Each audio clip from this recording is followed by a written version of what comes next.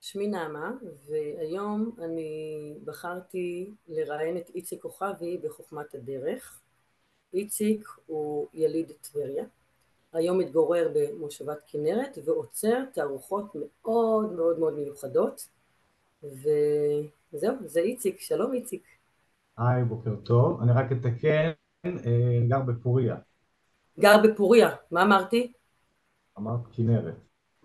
סליחה, סליחה. אבל קרוב מאוד לכנרת, קרוב מאוד נכון, לכנרת. מי שגר ב... נכון, הכנרת, מה שנקרא, זורמת בכל מי שגר וחי סביב הכנרת בעורקים, וזה בסדר. כאילו. נכון. אז בוא איציק, תספר לנו על עצמך, מאיפה אתה, מה אתה, איפה אתה היום, ואחר כך גם נעמיק בכל נקודה ונקודה. יליד טבריה, יליד 66 בטבריה. גדלתי והתחנכתי ברמת טבריה, בית ספר יסודי פלוס 200, בבית ספר איילים.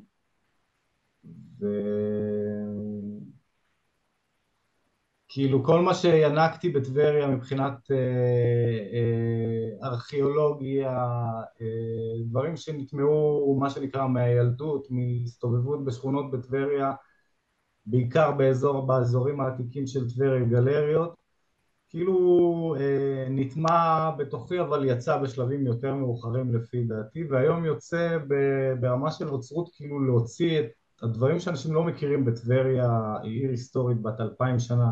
אנשים לא יודעים שהניקוד הומצא בטבריה, מה שאנחנו משתמשים בו היום, שהתלמוד הבבלי, שהוא קוראים לו התלמוד הבבלי, נכתב רובו על ידי הסנהדרין בטבריה, המושבת של הסנהדרין הייתה בטבריה. זה כאילו לחיות באיזה סוג של היסטוריה שהיא לא מוחצנת ולא מוכרת, ואני איזה סוג של שליח בתהליך הזה של להוציא את העיר כמה שאני יכול החוצה. ומשם הגעתי לאוצרות, אני חושב, כאילו, גם אומנות שראיתי בטבריה אצל אומנים כמו עמוס יסקיל, בגלריות, אצל רבקה בגלריה בתור נער, ותמיד היה לי את הרצון להיות במקום הזה של להוציא אומנות החוצה. וזה מה שמביא אותי לאוצרות למעשה. אוקיי, איפה למדת את האוצרות שלך? איפה, לפני כמה שנים, ואיפה למדת? אני למעשה למדתי לפני באזור 12 שנה למדתי עיצוב פנים.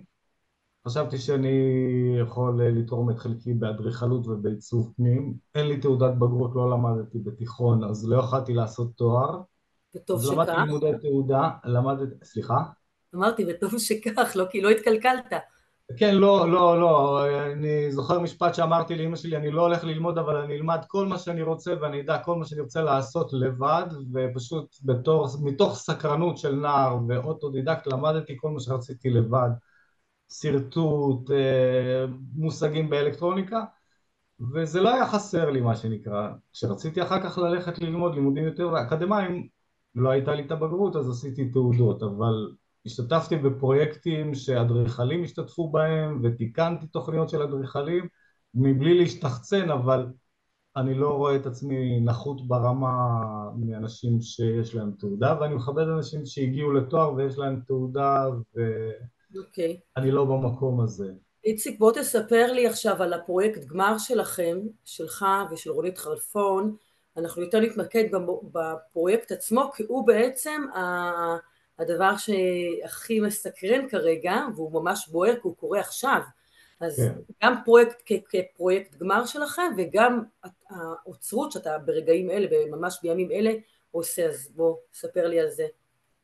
אז כדי לחבר את זה לנושא הקודם, אז ממש כאילו אחרי שכבר אני עוסק בעיצוב פנים, רציתי לעשות אקסטרה למקצוע כדי שיוביל אותי כן לעשות בטבריה דברים שאני יכול לממש, אז הלכתי ללמוד אוצרות בשנקר.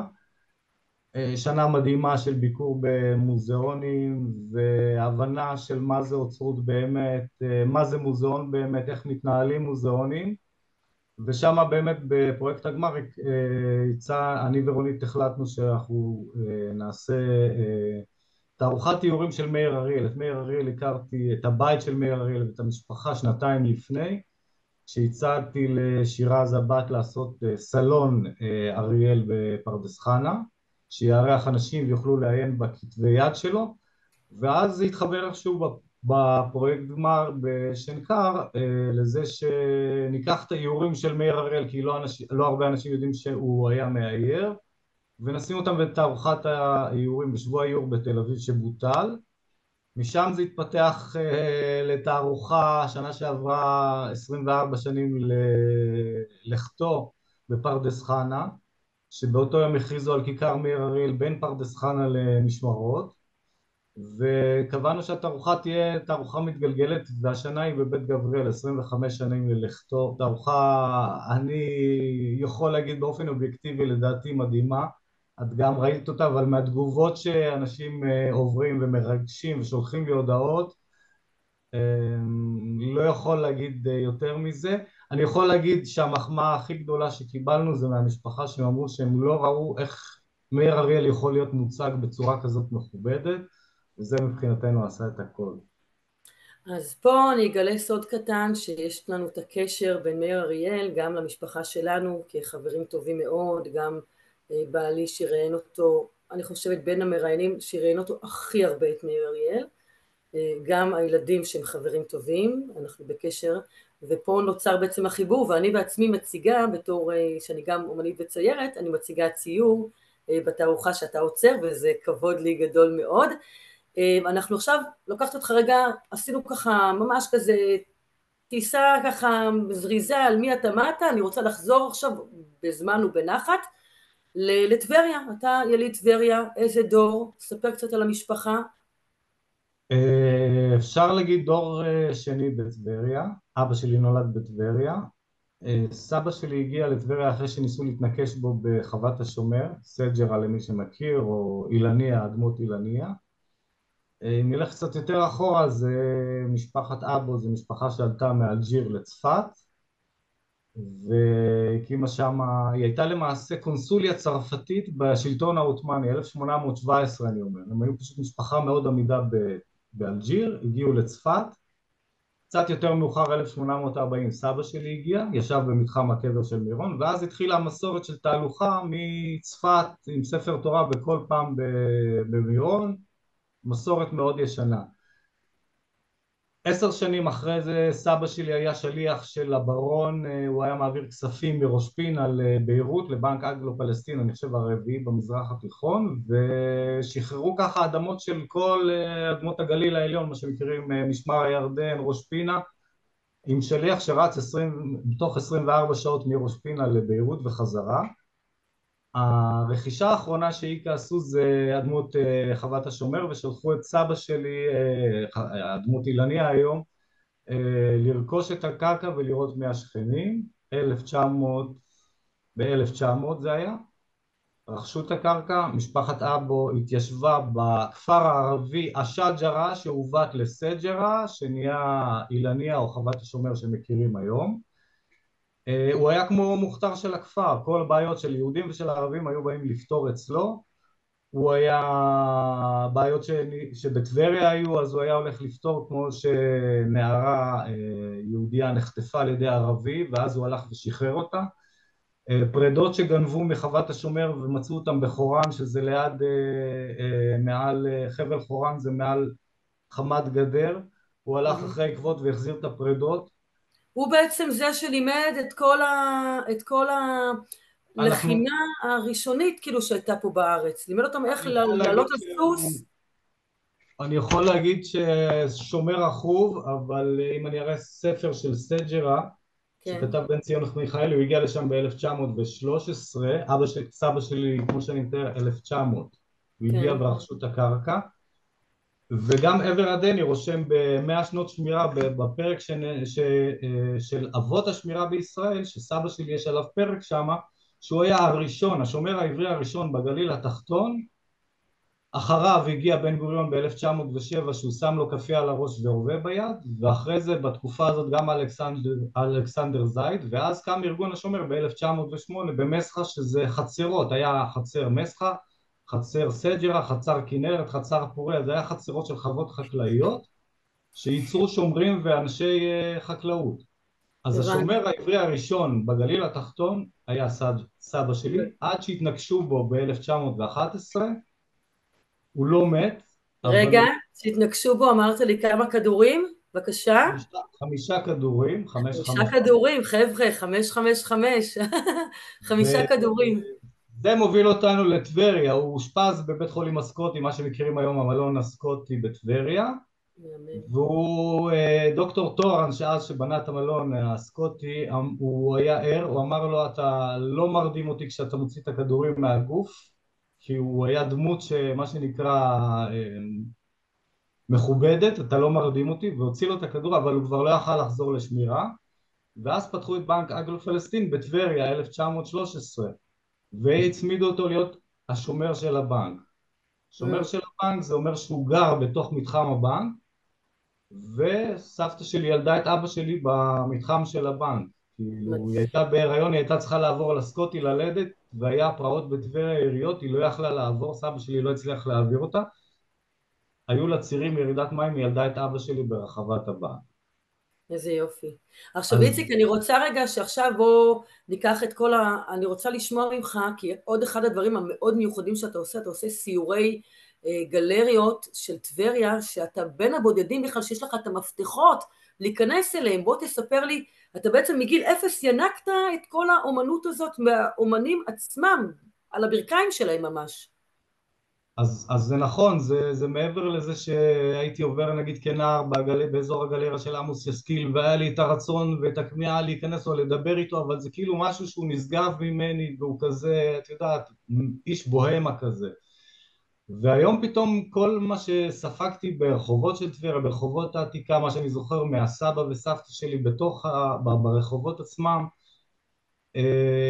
כאילו יש לי את הרצון שיצא החוצה שעוד אנשים יכירו את הסיפור הזה, ובאמת יש לי מפתח של הגלריה של עמוס שכל כך הערצתי, אז היום הוא אומר לי בוא, הוא איש מבוגר, הוא בן 88, כמובן שהוא לא יפתח שום דבר, שכנעתי אותו לעשות תצוגה בגלריה ועשינו, ובעקבות התצוגה הזאת שעשינו בגלריה פרופסור אייל וינטר מהאוניברסיטה העברית בירושלים ראה את התצוגה וביקש העתק של כל מה שיש בגלריה באוניברסיטה. אני יכול להגיד שבגאווה תלינו את זה בקומה החמישית שם, היום אפשר לעלות ולראות את זה.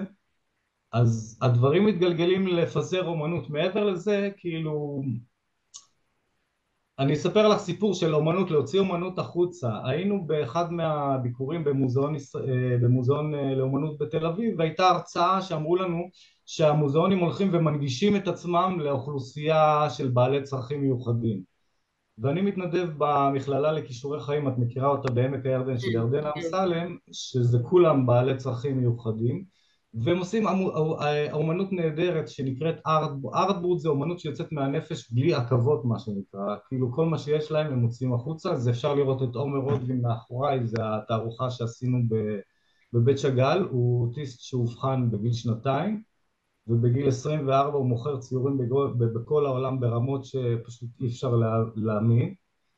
ובאמת אני מתנדב במכללה, ואני אמרתי שההפך, שצריך לקחת אומנות של בעלי צרכים מיוחדים ולשים במוזיאונים, לא להפך, כאילו להוציא החוצה. ועשינו פרויקט מדהים עם אסירים מכלא שטה, הבאנו סטודנטים לתוך הכלא, הוצאנו מהאסירים דברים מדהימים בעקבות זה שהם נפגשו עם הסטודנטים שלנו במכללה, ויצאה מזה תערוכה ערכית שמאוד מרגשת, גם הייתה בבית גבריאל. אוקיי, אז אני אנחנו מקווה שלא דיברנו. חפרתי יותר מדי. לא, אתה לא חופר בכלל, זה מאוד מעניין, כי אני חושבת שטבריה, וגם דיברנו על זה קצת לפני, טבריה זאת עיר מהממת, ומי שלא מכיר כדאי לו להכיר, מי שלא מכיר ולא יודע איך להכיר מוזמן ליצור כמובן קשר עם איציק, כי הוא הופך לכם את החוויה של טבריה בעיניים אחרות לגמרי. אתה דיברת על משהו שלא דיברנו קודם, באמת שבטבריה על הכתב, על הניקוד, על ההיסטוריה הכל כך עמוקה שיש בעיר הזאת, ואנשים לא יודעים ולא מכירים, וגם אם אתה מוצא מידע על טבריה, הוא באמת כטבריאלי לטבריאני, אבל מישהו שבא מבחוץ, באמת קשה למצוא את האינפורמציה המאוד עמוקה והשורשית, כי זאת עיר מהממת, כאילו זה, מי שאומר לי לפעמים על טבריה שהיא נוראית, זה ממש לא נכון. טבריה, היא מוזנחת, אין לי, תראי, אני יכול להגיד לך, לתת לך טייטל שכתב מרק טווין שהוא היה פה, אז הוא כתב שהעיר מלאה בשחורים, עזובה, מסריחה, וכל אזרחיה הם מה שנקרא סחי, כאילו הוא קטל את העיר ברמות. מה שנקרא בקללה שלפי דעתי רובצת על העיר הזאת עד היום מה שנקרא, אבל זה רק סטיגמה שנדבקה לעיר. זה נכון שיש הזנחה ושהיא לא הייתה מנוהלת טוב, אבל יש בה היסטוריה שלפי דעתי רק חיבור של טבריה לאונסקו, לגורמים לאומיים כמו גן לאומי, יכולים להוציא מהעיר הזאת באמת את מה שהיא נמצאת החוצה. יש באזור של חוף גיא, אם את מכירה, או מתחת להר ברניקי, יש אמפי תיאטרון שהוא יותר גדול מקיסריה. אני מכירה, מכירה, הייתי פה, יש לי אפילו תמונות, מקום מהמם. שהוא חפור, אבל אף רשות במדינה לא מוכנה לקחת אותו כגן לאומי ולהפוך אותו למה שאנחנו מכירים בקיסריה. אז רגע, איציק, בוא נעשה סדר. בוא תיתן לי כאן שמות של אוצרות טבע, אני קוראת להם ממש ככה, כמו האמפי. יש עוד בוא תעבור לי על כמה מקומות שאתה אומר, בוא נקרא לאנשים, תתעוררו, יש כאן היסטוריה וצריך להם יד יש שתיתן את ותרים. כן, בהחלט. אז יש את כל המתחם הזה שהוא באמת הבאנו לשם אז את השר וילנאי שיראה את המתחם שזקוקה בו השקעה גדולה, שזה טבריה המקורית למעשה, שם ישב הסנהדרין. תחשבו שזה כנסת ישראל יושבת בטבריה קרוב ל-200 שנה אחרי שחורבן בית שני, גורשו ליבנה ומיבנה לאושה ולשפרעם וחזרו ליבנה, בסוף הם התיישבו בטבריה כמעט 200 שנה. וכל מה שאנחנו מכירים מהסנהדרין, כאילו כנסת ישראל, יושבים בטבריה. נכון. המקום הזה מוזנח, כאילו תבואי תראי פסיפסים מוזנחים ויש במקום הזה השקעה ויש תקציב, רק אין מי שיחזיק את זה אחר כך כגן לאומי. אז זה אחד. יש את בית אלומות שקבוצה של מהמם. גרעין ישבה בבית הזה, הוא ארמון לתפארת, נכון. ארמון מוסלמי לתפארת שהוא מוזנח, הייתה בו רצפה דמשקאית מדהימה שעקרו אותה וגנבו. שמעון פרס זיכרונו לברכה ביחד עם סוניה היו מגרעין שהקים את קיבוץ אלומות, התגוררו במבנה ההיסטורי הזה. נכון. יש את בית אלישבע שזה היה בית מרגוע שהבריטים בנו עם עירונוע בין הראשונים פה במזרח התיכון, קולנוע עם גג לתפארת מדהים, כאילו עם אמפי תיאטרון שהיה בו, עם מרפסות מהצד כמו שאנחנו מכירים בתיאטראות הבריטים היום שיש מרפסות מהצד, מדהים, כאילו אני זוכר את זה בתור ילד כי ראינו סרטים ותמיד רצינו לשבת במרפסות מהצד, והוא הוזנח ונשרפה לו הכיפה וזה מבנה שהוא פשוט מוזנח, זה יכול להיות, הוא קיים, הוא עומד עד היום אבל מוזנח בצורה מזוויעה, לא גם באשמת עירייה כי אין מי הבית מרחצאות הטורקי גם יש בכניסה לטבריה ליד חמה. נכון, נכון, ממש מול חמי טבריה הצעירה יש את בית המרחצאות הטורקי עם הכיפה שיש עליה כמו בקבוקי זכוכית לתאורה בפנים, בית מרחץ הארי, שזה היה סגולה, כל מי שרצה זיווג או עקרות אז היו באים לטבול וכאילו המים עשו להם טוב ובאמת הם מצאו מזור במרפא במים האלה. יש את הסיראיה, מתחם הסיראיה, שזה היה בית משפט הטורקי עם אורוות הסוסים למטה קיים, ולפני שבועיים הכנסתי נציגים של רונית אביב ואת הילד בן יוסף שממחלקת התיירות של טבריה, וראינו מתחם שהוא סגור אבל הוא מדהים, שזה להשקיע בו כסף והוא יכול להיות אחלה גלריה. אם ניקח אותו לדוגמה של בית הנסן בירושלים, אז יש את מיני בית הנסן בטבריה, לא מתוחזק אבל. איציק, וזה רגע לפני שהוא כמעט החליט שהוא מחזיר את זה למנהל, את המתחם הזה, ראש כן, העירייה.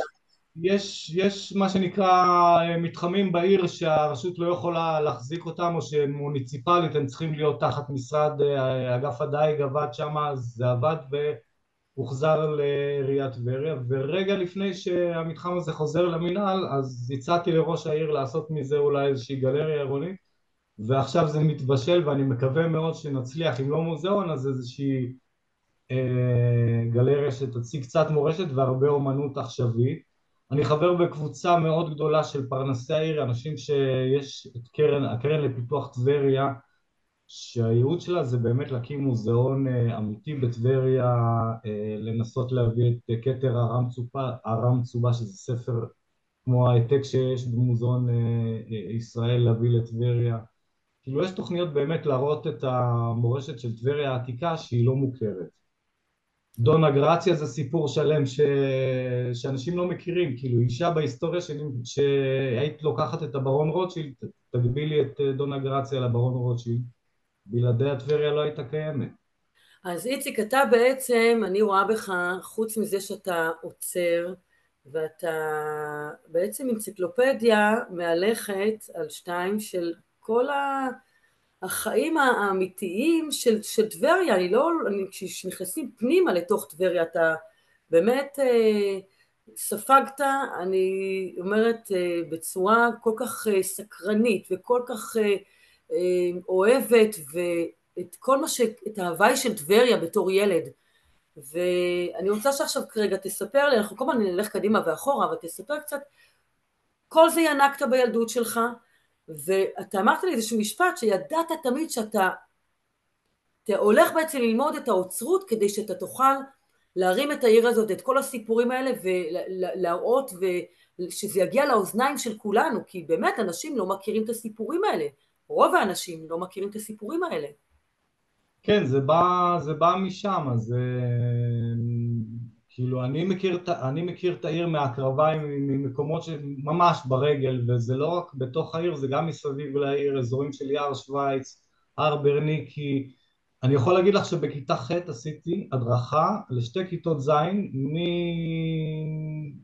את מכירה את מורדות טבריה, מה שנקרא ברמת טבריה, כן, עד לחמת טבריה הצעירה, בשבילים של העזים של הכבשים, כי מוסטפא היה חבר שלי, והוא לימד את השבילים של העזים, והדרכתי שתי כיתות ח' עד לחמת טבריה, האתר הארכיאולוגי שיש היום, את הפסיפס היפה של בית הכנסת. כן. אז כאילו, את יודעת, אני מוביל אנשים, בואו תראו את טבריה של פעם בתור, אני לא יודע אם אני נשלחתי לעשות את זה, אם זה טבוע בי, תמוה בי, אין לי מושג, אבל זה המסלול שאני נמצא בו, כאילו... רגע, איציק, אז אני קודם כל רוצה להירשם לסיור הבא שלך. אם אנשים רוצים, שומעים. לא, הבטחתי בסדר, לך, בוא, אני יש לי קו ישיר אליך, אבל אנשים שלא מכירים אותך ורוצים, אז מה, פשוט להתקשר אליך? שרוצים כן, לראות, לשמוע, מגיעים, כי עכשיו יש גם המון מפונים, כן. ובאמת, באזור שלנו אוכלוסייה הוכפלה, ואנשים לא מכירים, אז באמת, חבר'ה, אתם רוצים סיור איכותי? זה איציק. זה איציק, לדבר איתו. זה אני, ועושה את זה גם באהבה, ברצון גדול, גם חיים חצב, שהוא גם עיתונאי והוא מכיר באמת את הפיקנטריה של הסיפורים בטבריה, הוא מרצה וחייב לתת לו גם את הקרדיט הזה. נכון. אם רוצים את הסיור היותר אומנותי של גלריות, של גלריה, ואחר כך לצאת לפגוש אומנים בסביבה בעמק, אז בהחלט אני הכתובת ואפשר לתאם איתי איפה יופי. שאתם... אז, איציק, אני רוצה שאנחנו ממשיכים, יש לנו עוד ממש מעט זמן, אנחנו, עוד דקה נשאר לנו. קדימה, תערוכה, בית גבריאל, מאיר אריאל, קדימה, יש לנו 40 שניות לדבר על זה. תערוכה כרגע ארגונות מאיר אריאל בבית גבריאלי עד ה-31 ביולי. לא עשינו אירוע פתיחה חגיגי, היא מוצבת מה-6 ביוני, אבל אירוע שבאמת יהיה מכובד, מה שנקרא השקה של התערוכה ב4 ביולי עם האחים אריאל, הם יבואו להופעה. אנחנו כנראה נעשה את הערב עם כמה דברי פתיחה בטוח עם ראש לא, המועצה. יהיו הפתעות גם, יהיו הפתעות, אנחנו מבשלים יהיו הפתעות. הפתעות, יהיו הפתעות, ובהמשך יהיה ערב, כאילו בהמשך, בזמן שהתערוכה מוצגת עד ה-31 ביולי, יהיה עוד ערב של אומנים יוצרי מקומיים שיעשו מאיר אריאל, תהיה הרצאה של יואב קוטנר שיעשה ערב על מאיר אריאל, יהיה מופע רדיו שאנחנו נעשה בלייב בשיתוף של רדיו מקומי של הכנרת, אולי ננסה לשלב את גלי צה"ל לתוך זה. יהיו חודש וחצי מעניינים אני חושב סביב מאיר אריאל, השנה זה 25 ללכתו, 17 ביולי זה תאריך הלועזי, איפשהו בתחילת אוגוסט זה התאריך העברי. זה מאיר אריאל, אי אפשר, האורח כזה בבית גבריאל זה חוויה, אני חושב שהרבה אנשים מתרגשים, הם נכנסים, פשוט מתקשרים, אומרים תקשיב, לא ראינו כזאת תערוכה מרגשת, ואני מצניע באמת, אתה לא צריך להצניע, זה דיברתי איתך לפני, זה בעיה שלנו, אנחנו נודניקים כאלה. אתה עושה עבודה כל כך מיוחדת, כל כך שקטה, כל כך עמוקה. אתה, הידע שיש בך זה מדהים, כל פעם מחדש לשמוע. ואני ממש ממש שמחתי, איציק, שיש לי את הזכות שהסכמת שאני אראיין אותך, וזה יצא בטיימינג כזה מושלם, שאין שמחה יותר ממני. אז אני אומר משפט של מאיר אריאל, אין מה שנקרא מקרה שקורה במקרה. כאילו, הדברים הם מתוכננים, ודיברנו בסוף שבוע שאולי תחילת שבוע הבא נעשה את זה, אבל לא קבענו מתי, ופתאום הבוקר זה יצא כזה מהיר, ספונטני, שלדעתי זה הדבר הכי יכול, הכי מאיר אריאלי שיכול להיות. קרה במקרה. נכון. עוד משהו לגבי התערוכה האינטראקטיבית, יש QRים מפוזרים בתערוכה. מאיר אריאל זה הרבה טקסט והרבה שירים וחומר שפשוט שמנו אולי קמצוץ של קמצוץ ממה שיש בתערוכה, כי זה מאיר אריאל וזה המון שרבוטים, אבל מה שחסר ומה שלא נמצא, יש QRים בתערוכה שאפשר לסרוק, לקבל לטלפון חומר נוסף על סיפורים. יש כאן 11 שעשו לנו פשוט עמוד שלם של כל הרעיונות וסורקים ומקבלים את זה לטלפון. ביציאה יש גלויה של מזכרת ממאיר אריאל עם כל ה-QRים מאחורה שאפשר לקחת הביתה, והתערוכה הולכת איתכם הביתה דיגיטלית. מעולה. יופי, אז קודם כל שיהיה המון בהצלחה בתערוכה של מאיר אריאל. אני בטוחה שיהיו לך ולרונית, שעוד לא הספקנו קצת לדבר איתה, אבל אולי אתה תראיין אותה, לדבר על רונית, על השילוב בשניכם, שני עוצרים אדירים, נעימים, מעמיקים, ובאמת כולכם מוזמנים להגיע לתערוכה הזאת. היא הולכת לרוץ במדינה, כאילו היא הולכת לנדוד, נכון? במשך כל השנה? השאיפה שלנו באמת, או לא, כאילו בית שיסכים לארח אותה אז אנחנו נשמח להעביר, בין אם זה בציון לתאריכים, נגיד יום הולדת שלו, אזכרה או משהו, ובין אם למישהו בא תערוכה מעניינת, אם זה במרכז, אם זה בירושלים, בדרום, אז הנה אנחנו... היא בנויה להיות ניידת ולהתאים אותה לכל חלל כמעט. אז הנה, אנחנו פה גם קוראים למי שמאיר אריאל, לכל חובבי ואוהבי ומעריצי מאיר אריאל, ואני חושבת שאומנם היו מעט, אבל עם השנים דווקא נוספו עוד ועוד ועוד אנשים שמגלים את מאיר אריאל. אתם מוזמנים, גם, שוב, הנה, איציק פה, לדבר עם איציק, לדבר עם רונית, לדבר איתי, מי שלא מכיר. המון המון תודה, איציק, שיהיה בהצלחה, הרבה תודה לך על ואנחנו ההזדמנות. נשתמע בחיים. בהחלט. להתראות. הרבה תודה לך על ההזדמנות. תודה, תודה לך. תודה לכם. להתראות.